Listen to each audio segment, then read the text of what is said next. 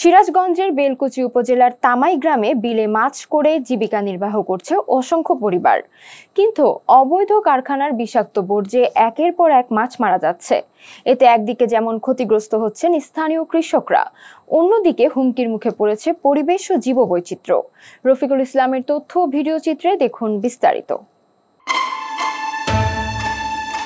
সিরাজগঞ্জের বেলকুচি উপজেলার তামাই গ্রামে বিলে মাছ চাষ করে জীবিকা নির্বাহ করছে অসংখ্য পরিবার। কিন্তু অবৈধ কলকারখানার বর্জ্যের কারণে সেই মাছই দেখা দিচ্ছে বিপর্যয়। লাখ টাকার মাছ মারা যাচ্ছে দূষণের ফলে। শুধু তাই নয়, বন্যার পানির সঙ্গে ছড়িয়ে পড়ছে কারখানার নোংরা ও বিষাক্ত পদার্থ, যার প্রভাব পড়ছে মাছ, জীববৈচিত্র্য ও স্থানীয় মানুষের স্বাস্থ্য ও জীবিকায়। আমাদের অনেক সমস্যা, কারণ তামাই ডাইং আছে, ফিরোজা ডাইং এবং প্রসেস মিল।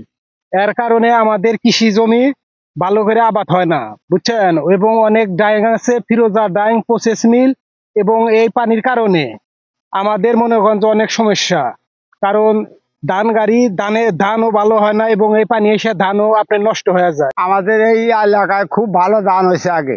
এই কৃষি এই প্রসেস মিলের পানি আসা, ফিরোজা ডাঙ্গের পানি আসা আমাদের আবাদ দশের খুব ক্ষতি। এবং এখানে মাঠে কাজ করলে আমাদের হাত পায়ে গাওয়া যায়, এই পচা পানির জন্য গাওয়া যায়। ভুক্তভোগী মৎস্যচাষী জানান, অবৈধভাবে গড়ে ওঠা কলকারখানার দূষিত বর্জ্য বিলের পানিতে মিশে মাছ মরে যাচ্ছে। এতে প্রায় 10 লাখ টাকার আর্থিক ক্ষতির সম্মুখীন হয়েছে সে। আমি ব্যাপার হলো আইনগতভাবে বিভিন্ন দপ্তরে বিষয়টা নিয়ে অভিযোগ করছি। আমার মৎস্য ঘেরে মোটামুটি 10 থেকে 15 লক্ষ টাকার মাছ মরে গেছে। আমি এটাও উল্লেখ করছি আমার আবেদনে, এবং সেটা জেলা প্রশাসক, তারপরে পরিবেশ অধিদপ্তর, জেলা মৎস্য কর্মকর্তা, উপজেলা মৎস্য কর্মকর্তা, উপজেলা নির্বাহী অফিসার, এদেরকে সবাইকে আমি এই বিষয়টা অবগত করছি। যদিও এই অভিযোগ অস্বীকার করেছেন বেলকুচির তামাই গ্রামের একটি সুতা রঙের কারখানার মালিক। আশেপাশে যাদের থাকতে পারে তাদেরটা যাইতে পারে, কিন্তু আমারটাতে যায় না, এটা আপনি নিশ্চিত আপনি দেখতে পারেন। তো টোটালি পরিবেশের ক্ষতি হচ্ছে, এটার জন্য আমরা তাঁতিরা কেউ কিছু করতে পারবো না।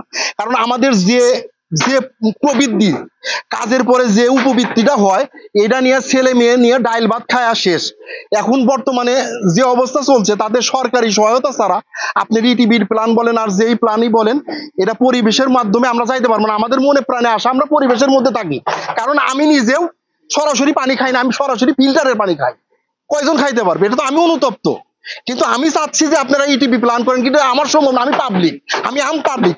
আমার কাজ শেষে, সপ্তাহ শেষে একটা ওষুধ কিনতে পারি না। আমার এক পা মুসুরের ডাইলের মতো ব্যালেন্স থাকে। আমার 2টা বাল বাচ্চা লেখাপড়া করে। এই বিষয়ে উপজেলা নির্বাহী কর্মকর্তা এনটিভি অনলাইনকে জানিয়েছেন, অভিযোগ প্রমাণিত হলে সংশ্লিষ্টদের বিরুদ্ধে প্রয়োজনীয় ব্যবস্থা নেওয়া হবে। আমি একটা তদন্ত কমিটিও করে দিয়েছি, উপজেলা মৎস্য অফিসার, কৃষি অফিসার, এরকম 3 জন অফিসারকে নিয়ে একটা কমিটি করে দিয়েছি। কমিটি রিপোর্ট দিক, আর একই সঙ্গে আমরা পরিবেশ অধিদপ্তরের সহায়তা নিয়ে অভিযান পরিচালনা করব ভবিষ্যতে। পরিবেশবাদীরা বলছেন, যদি প্রযুক্তি বাড়িয়ে কারখানার একই পানি বারবার ব্যবহার করা যায়, তাহলে টেকসই শিল্প গড়ে তোলা সম্ভব। পুকুরের মতো একটা খনন করে সেখানে চায়না প্রযুক্তি আসছে, চায়না প্রযুক্তি থেকে ওয়াটার রিসাইক্লিং করার জন্য বিভিন্ন ধরনের প্ল্যান্টস আছে, এবং এগুলো ব্যবহার করে আমরা যদি সেই পানিটাকে আমরা চাইলে কিন্তু রিসাইকেল করতে পারি, পুনরায় ব্যবহার করতে পারি। এটা খুবই সহজ।